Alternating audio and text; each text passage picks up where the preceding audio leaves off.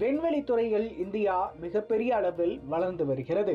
இந்நிலையில் நிலவிலிருந்து மண் துகள்கள், சிறு கற்களை பூமிக்கு எடுத்து வந்து ஆய்வு செய்ய சந்திரயான் 4 திட்டம் செயல்படுத்தப்படும் என்று இஸ்ரோ கூறி வந்தது. தற்போது இந்த திட்டத்திற்கு மத்திய அமைச்சரவை ஒப்புதல் அளித்திருக்கிறது.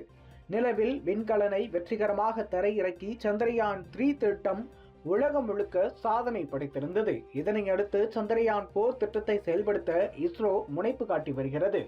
இந்த திட்டத்தின் நோக்கம் பூமியிலிருந்து நிலவுக்கு விண்கலன் அனுப்பப்பட்டு அது வெற்றிகரமாக தரையிறக்கப்பட்டு நிலவிலிருந்து மண் துகள்கள், சிறு கற்களை எடுத்துக்கொண்டு பூமிக்கு திரும்புவதே ஆகும்.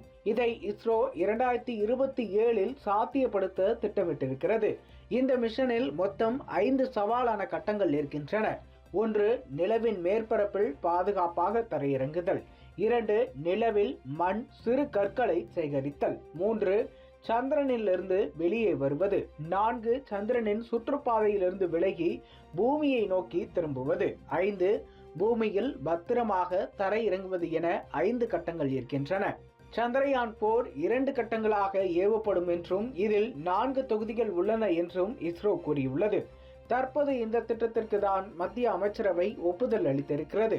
அதேபோல இந்தியா சார்பில் சர்வதேச விண்வெளி மையம் அமைக்கவும், வெள்ளிக்கோளை ஆய்வு செய்ய உள்ள வீனஸ் ஆர்பிட்டர் மிஷனுக்கும் மத்திய அமைச்சரவை ஒப்புதல் அளித்திருக்கிறது.